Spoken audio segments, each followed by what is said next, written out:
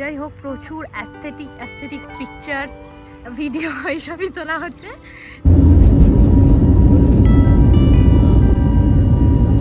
যাচ্ছি আমরা আজকে দিল্লি।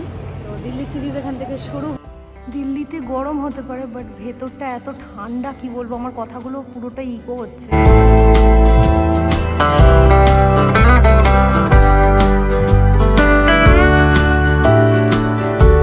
ট্রাই করো। এখানে মেট্রোটা ভীষণ ফ্রিকোয়েন্ট আর খুব ভালো সার্ভিস। আমরা গোয়ালপাড়ায় থাকি তো আমরা বুঝি গরুকে নিয়ে। ইন্ডিয়া গেটের সামনে প্রচুর ছবি তুলে নিয়েছে, এখানে সবাই ডিএসএলআর।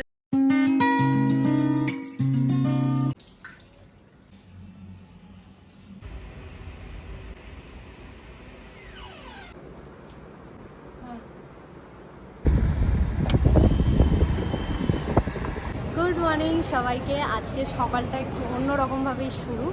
আজকে সকাল শুরু হচ্ছে একদম এখানে, বুঝতেই পারছো, কলকাতা এয়ারপোর্ট থেকে। এখন হচ্ছে 5:05 ভোর 5:05। অলরেডি 3টের সময় উঠে একদম হাল খারাপ টলতে উঠে কোনো রকমে রেডি হয়েছি। 4টের মধ্যে বেরিয়েও পড়েছি, তবে রাস্তা ফাঁকা, সেই জন্য 10 মিনিটেই ঢুকে গিয়েছি এয়ারপোর্টে। তো যাচ্ছি আমরা আজকে দিল্লি। তো দিল্লি সিরিজ এখান থেকে শুরু হচ্ছে। ইন্টারেস্টিং অনেক ভিডিও আসতে চলেছে, অনেক কিছু এক্সপ্লোর করব, শেয়ার করব। আর কটায় ফ্লাইট হচ্ছে 6:25, 5টা 5:30 থেকে বোর্ডিং টাইম শুরু, 5:30 পৌনে 6টা থেকে বোর্ডিং টাইম শুরু আছে।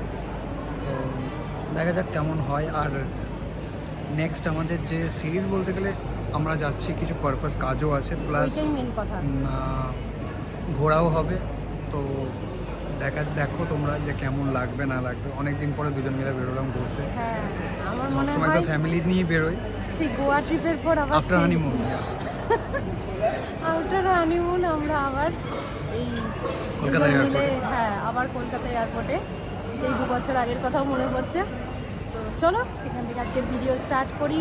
তো সমস্তটাই শেয়ার করব। তো চলো দেখতে থাকো। লিটারেলি এখনও হাই উঠছে, এখনও টলছি। তো চলো এখান থেকে ভিডিও স্টার্ট করি। এয়ারপোর্টে এসে একটা জিনিস এবছর আমার খুব মন কাড়লো, যে জিনিসটা হলো 10 টাকার চা। এয়ারপোর্টে এসে 10 টাকায় চা খাবো, এটা কিন্তু সত্যিই ভাবা যায় না। আমরা ব্যাগেজ কাউন্টারের সামনে সমস্ত কিছু ব্যাগে জমা করে তারপর এখানে বসে চা খাচ্ছি, এবং চাটাও কিন্তু অনেকটা পরিমাণে এবং খুব ভালো ছিল। তো এবার যাচ্ছি গেট নাম্বার 108, সেখান থেকে আমাদের ফ্লাইট ছাড়বে। তার আগে একটুখানি ঘুরে ফিরে কিছু সানগ্লাস দেখছিলাম, কারণ হচ্ছে অনেকটাই সময় পড়েছিল হাতে। ভালো লাগছে সেটা একটু পরে দেখছিলাম, ভালো লাগছে। অতিরিক্ত সময় থাকলে যা হয়, কারণ একটু শপিং করছি, এটা ওটা দেখছি, সানগ্লাস দেখছি। দিল্লি যাওয়ার মেন কারণ হচ্ছে দুটো। কারণ হচ্ছে ওর বেশ কয়েকটা কাজ ছিল, তো সেই জন্য আরও যাওয়া, দেওরকে কিছু জিনিস দিতে যাওয়ার, কারণ ও যেহেতু এখন দিল্লিতে রয়েছে। আর ইতিহাসের পাতায় যেগুলো এতদিন ধরে পড়ে এসেছি, লালকেল্লা, কুতুব মিনার, আগ্রার তাজমহল, সেটা দেখাটাও সকালটা সত্যি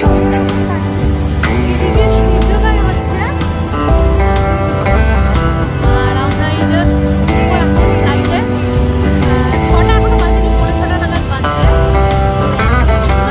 এত হাওয়া, খুবই সুন্দর, ভীষণ রিফ্রেশিং লাগে। এতক্ষণ ধরে ল্যাস খাচ্ছিলাম, এবার একটু রিফ্রেশ লাগছে।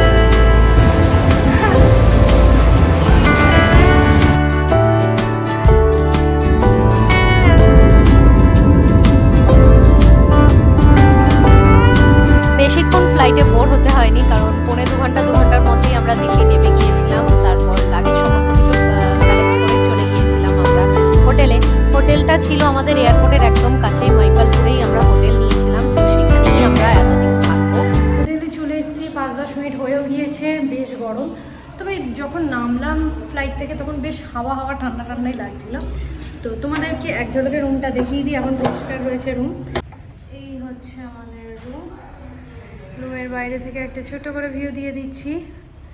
নর্মাল রুম একদম। এখানে একটা বেড আছে, অবশ্যই ব্যালকনিও আছে। আর এই পাশে একটা ডেস্ক, আর এখানে ওয়াশরুম। এই যে, তবে একটাই দুঃখের বিষয়, গিজারও রয়েছে, সবই আছে। দুঃখের বিষয় একটাই, যে আয়না এখানে এই এক পিসই রয়েছে, কিন্তু বেশ বড়, অনেকটা বড় সাইজের আয়না রয়েছে, সুতরাং অতটা আশা করি অসুবিধা হবে না। আর টিভি রয়েছে, এসিও রয়েছে, সবটাই আছে। আর এটা দেখিয়ে দিই, এটা হলো ব্যালকনি। এটাই সবচেয়ে কাজের জায়গা, কারণ জামা কাপড় শুকাতে দেওয়ার জন্য ভীষণ দরকার একটা ব্যালকনি।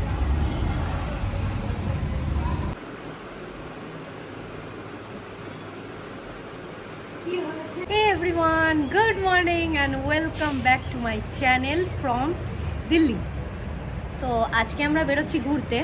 আজকে মেনলি যাব আমরা ইন্ডিয়া গেট, কুতুব মিনার, এগুলোই যাওয়ার আছে আজকে। মোটামুটি এটাই প্ল্যান আছে, এবার মাঝপথে প্ল্যান চেঞ্জ হতেও পারে। তো আজকে আমি একদম রেডি হয়ে গিয়েছি, বাজছে এখন সকাল 10:30। তো এখন আমরা বেরোবো, খুব একটা সকালের দিকে বেরোচ্ছিও না, কারণ হচ্ছে কি আজকে মেনলি বরং আরও তাড়াতাড়ি বেরোচ্ছি 10:30টায়। তো প্রত্যেক দিন তো আমরা 1টা 2টো এরকম টাইম করে বেরোচ্ছি, কারণ সকালের দিকে রোদের তাপটা অত্যাধিক বেশি থাকে। তো যত দিন মানে বেলা বাড়ে তো আস্তে আস্তে তাপটা কমতে থাকে। তো আমার তো মনে হচ্ছে যে কলকাতার মতো গরম এখানটায় নেই। হ্যাঁ, অবশ্যই গরম রয়েছে, গরম তো থাকবেই, কিন্তু তবুও যে কষ্ট, ঘাম, হিউমিডিটি, ওই ব্যাপারটা অনেকটাই বেশি কম। তো চলো আজকে এখান থেকে আজকের ভিডিও স্টার্ট করছি। কোথায় যাচ্ছি না যাচ্ছি সবটা তোমাদের সাথে শেয়ার করব। তো চলো দেখতে থাকো। এখন আমরা পৌঁছে গেছি ছাত্তারপুর মেট্রোর কাছে। ওখান থেকে বাস ধরেছিলাম। বাসে আজকে সত্যি বিশাল ভিড় ছিল, আর রোদ্দুরটাও চড়া। তবে আমরা যেহেতু এটা অফিস টাইম, একটু আগেই যেহেতু বেরিয়েছি, সেই জন্য হয়তো আজকে একটু বেশি ভিড় পেয়েছি। ফলে সেরকম কিছু খাওয়াও হয়নি, আমি একটু ব্রেড খেয়েছি, ও তো জাস্ট চা খেয়েছে। একটু কিছু খাবে, দিয়ে এখান থেকে কয়েকটা স্টপেজ করেই নেমে যাব। তো চলে এসেছি এখানে। মেট্রোটা ভীষণ ফ্রিকুয়েন্ট আর খুব ভালো সার্ভিস। তো চলো দেখাই। ধোসা খাওয়া হয়ে গেলে তো আবার ভিডিও শুরু করলাম। কেমন লাগছে ধোসা? খাওয়া কমপ্লিট। এ বাবা, তাই তো ভুলে গেছি ভিডিও করতে। মেট্রো স্টেশন ছাত্রপুর মেট্রো এখানে দেখাচ্ছে।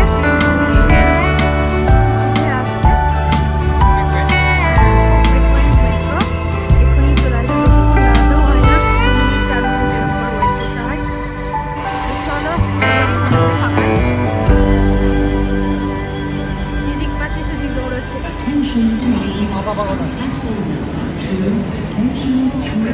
এয়ারপোর্টের কাছে আমরা যেখানে ছিলাম মহিপালপুরে, সেখান থেকে ছাত্তারপুর মেট্রো 10 থেকে 12 মিনিট। আর আমার তো বাসের টিকিট সব ফ্রি, সরকারি বলো বেসরকারি বলো। দিল্লিতে তো মেয়েদের বাসের টিকিট সম্পূর্ণ ফ্রি, আর ছেলেদেরও এখন আমরা কিন্তু কোথায় খুবই যাচ্ছি? কম। Safdarjung tomb. Safdarjung tomb. Tomb মানে হচ্ছে ওদের কোনো সমাধি হতে হবে। খুব দেখেছি ওটা ভিডিওতে, এর আগেও অনেকবার দেখেছি। খুব পপুলার জায়গাটা। চলো এখান থেকে হেঁটে মেট্রো থেকে নেমে 5 মিনিট, মানে জোরবাগ মেট্রো থেকে নেমে 5 মিনিট। আসলে আমরা গোয়ালপাড়ায় থাকি, তো আমরা বুঝি গরুকে নিয়ে। চলো।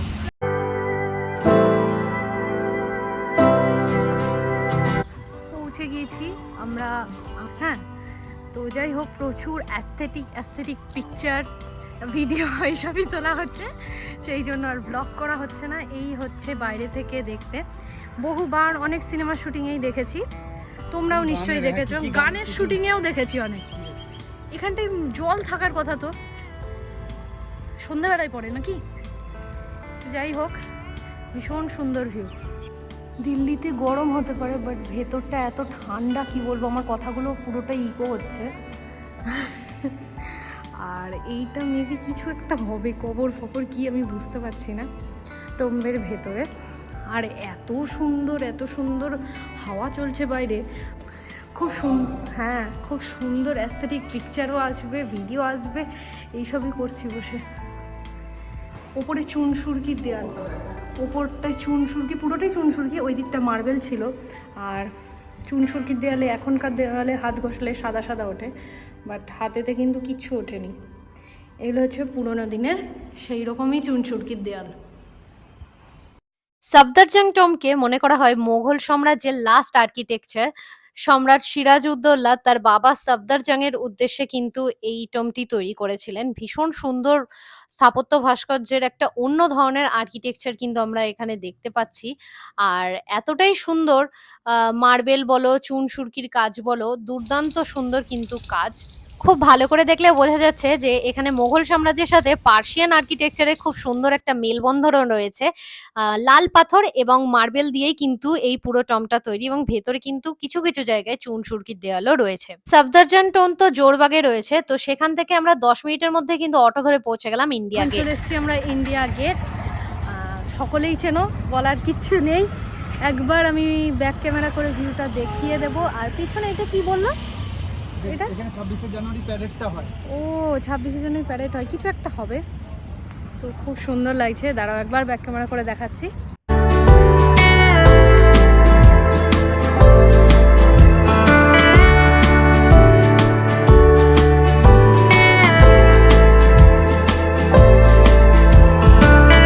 গেটের সামনে প্রচুর ছবি তুলে নিয়েছে, এখানে সবাই ডিএসএলআর ছবি তুলছে।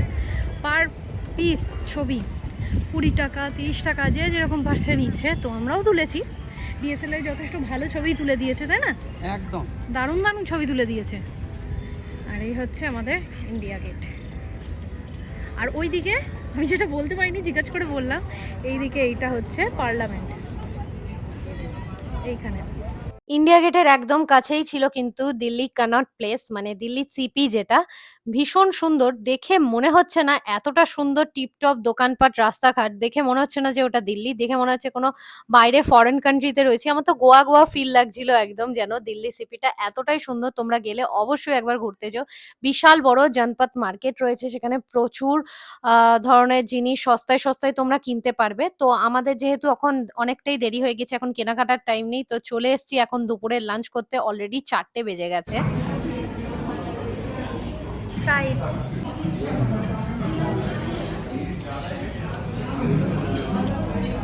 কেমন গো? দিল্লিতে এসে first time Hyderabadi biryani try করেছিলাম, ভীষণ ভালো ছিল। যাই হোক, খাওয়া দাওয়া শেষ করে চললাম আমরা হোটেলের দিকে। নেক্সট আরো সুন্দর সুন্দর কিন্তু ভিডিও আসতে চলেছে। ভিডিওটা ভালো লাগলে অবশ্যই লাইক করো, কমেন্ট করো, পাশে থেকো। দেখা হচ্ছে খুব শীঘ্র নেক্সট ভিডিওতে। টাটা।